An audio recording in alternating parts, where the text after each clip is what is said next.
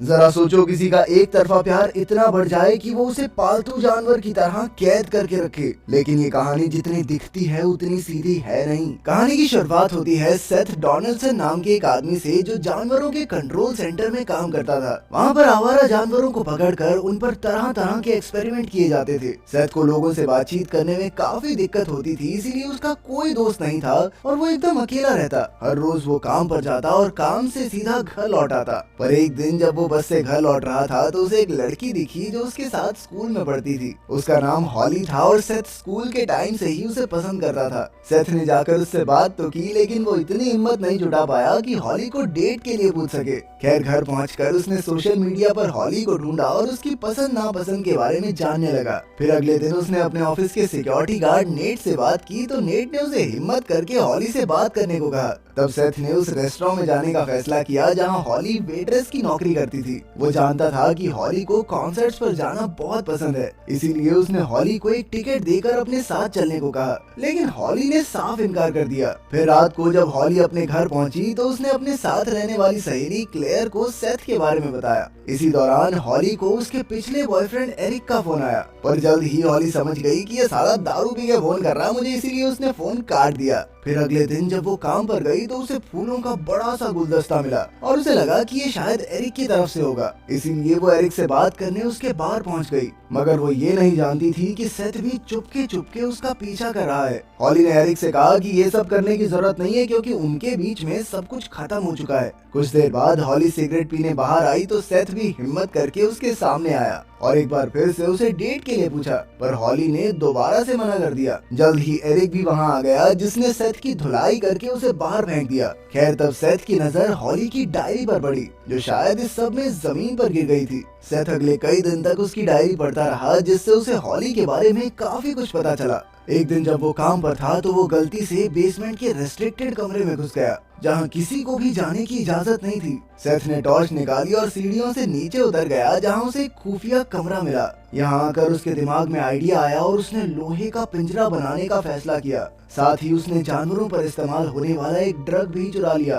पहले तो उसने ये ड्रग खुद पर आजमाया जिससे वो थोड़ी देर के लिए बेहोश हो गया। फिर एक शाम सेथ हॉली का पीछा करते करते बड़ी चालाकी से उसके घर में घुस आया और जबरदस्ती उसे काबू करके वो ड्रग दे दिया। फिर उसने हॉली को एक बड़े बक्से में बंद किया और अपने ऑफिस के उसी खुफिया कमरे में ले आया। वहाँ नेट ने उसे रोककर पूछा भी कि बक्से में क्या है, तो सेथ ने झूठ कह दिया कि ये इमरजेंसी पार्सल है। पर अचानक बक्से से हॉली की आवाज आई तो नेट बक्से की ओर बढ़ा, पर तभी अचानक छत से बहुत तेज आवाज आई तो उसे लगा कि शायद एसी की आवाज होगी। आखिरकार सेथ बक्से को कमरे में ले आया और उसने हॉली को पिंजरे में बंद कर दिया। कुछ समय बाद जब हॉली की आंख खुली तो वो खुद को पिंजरे में देखकर बुरी तरह डर गई। वो जोर जोर से चीखने चिल्लाने लगी पर कोई फायदा नहीं हुआ। अब उसके पास अंधेरे में बैठे रहने के अलावा कोई चारा नहीं था। अगले दिन सेथ उसके लिए खाना लेकर आया तो हॉली ने बाहर निकलने की मांग की, पर सेथ ने कहा कि मैंने तुम्हें मारने के लिए नहीं बल्कि बचाने के लिए कैद किया है। इसके बाद सेथ चला गया और कई दिन तक नहीं लौटा। जब वो वापस आया तब तक हॉली बेहद कमजोर हो चुकी थी। सेथ ने उसे थोड़ा खाना और पानी दिया और फिर उसे अकेले छोड़कर चला गया।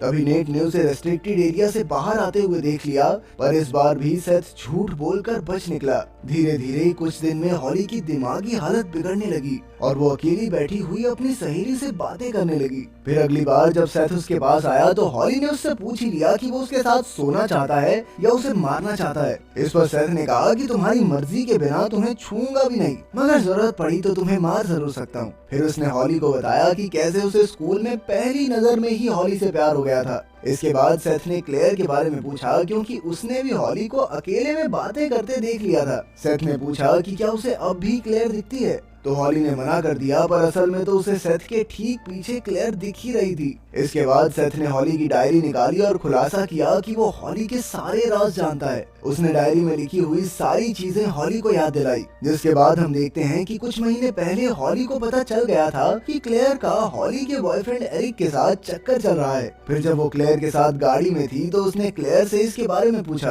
क्लेयर ने उससे माफी मांगी, पर गुस्से में हॉली गाड़ी को और तेज चलाने लगी और अचानक एक ट्रक से उन दोनों की जोरदार टक्कर हो गई। उन दोनों को काफी गहरी चोटें लगी थी, पर जब हॉली ने देखा कि क्लेयर अब भी जिंदा थी तो उसने कांच का टुकड़ा उठाया और सीधा क्लेयर की आंख में दे मारा। उसने बेरहमी से क्लेयर का कत्ल कर दिया था। तब ये खुलासा होता है कि अब तक जिस क्लेयर को हम देख रहे थे वो सिर्फ हॉली के दिमाग में चल रही थी। असल में वो पागलों की तरह खुद से बातें करती रहती थी। उस रात के बाद हॉली ने लगातार न जाने कितने लोगों का खून किया था और इस सब के बारे में वो अपनी डायरी में जरूर लिखती। जब उसका सच सामने आ गया तो हॉली कहने लगी कि मैं तो एक राइटर हूँ और ये सारी तो मेरी लिखी हुई कहानियाँ हैं। पर फिर सेथ ने कहा कि वो काफी समय से उसका पीछा कर रहा है और उसने खुद अपनी आंखों से हॉली को कत्ल करते हुए देखा है। सेथ ने कहा कि वो इस सब के बावजूद भी हॉली से बेहद प्यार करता है, इसीलिए वो उसे और कत्ल करने से रोकना चाहता है। फिर अगले कुछ दिनों के लिए वो दोनों आपस में दिमागी खेल खेलते रहे,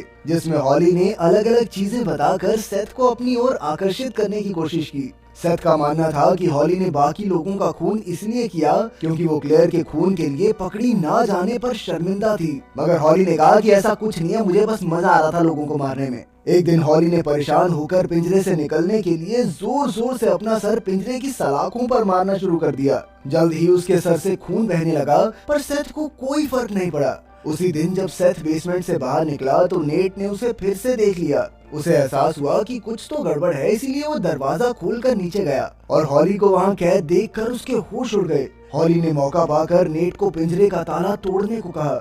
उधर सेथ भी कहीं से खाना लेकर वापस लौट आया, लेकिन तभी अचानक हॉली ने उसे इशारा करके नेट को मारने को कहा। फिर उसने नेट से बात करके उसका ध्यान भटकाया और मौका पाते ही सेथ ने पीछे से नेट पर हमला कर दिया। फिर हॉली के मजबूर करने पर उसने नेट को बेहोश करके लोहे के बक्से से उसका सर कुचल दिया। कुछ ही पलों में जब सेथ को इसका एहसास हुआ तो वो फूट फूट कर रोने लगा, क्योंकि अब वो भी हॉली की तरह कातिल बन गया था।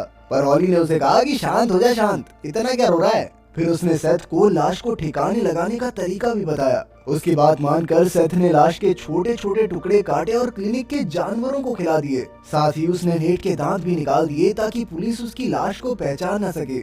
इस घटना के बाद पुलिस इस मामले की जांच में लग गई और डिटेक्टिव मियारा इस जांच का हेड था। सबसे पहले उन्होंने सेथ से पूछताछ की और जल्द ही डिटेक्टिव को उस पर शक भी हो गया, क्योंकि सेथ के जवाब उन्हें मिले सबूतों से मेल नहीं खा रहे थे। खैर अगले कुछ दिनों में हॉली ने सेथ के दिमाग को काबू में करने की कोशिश जारी रखी।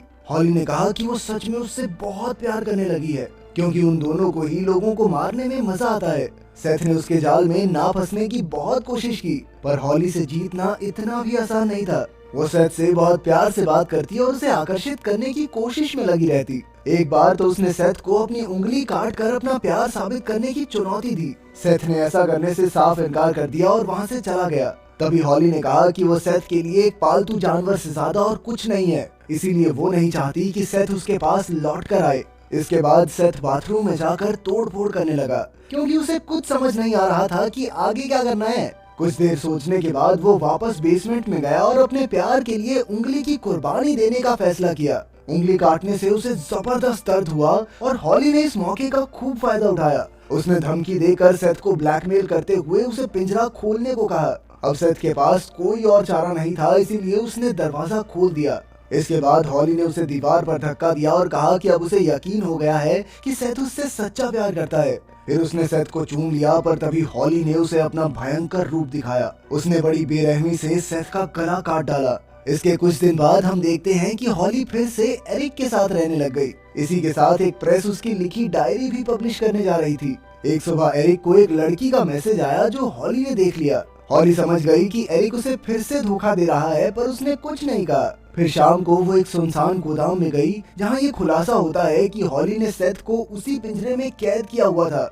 सेथ जिंदा था, पर उसका शरीर बेहद बुरी हालत में था। हॉली ने उसका शुक्रिया अदा किया, क्योंकि अब जब भी उसे किसी का खून करने का मन होता था तो वो सेथ पर अपना गुस्सा निकाल कर दिमाग शांत कर लेती। कुछ इस तरह सेथ ने खुद को कुर्बान करके सच में हॉली को बचा लिया। आखिरकार उन दोनों ने एक दूसरे का हाथ पकड़ा और हॉली ने भी अपने प्यार का इजहार किया। तो इस अजीबोगरीब लव स्टोरी के बारे में आप क्या सोचते हैं, कमेंट्स में जरूर बताना।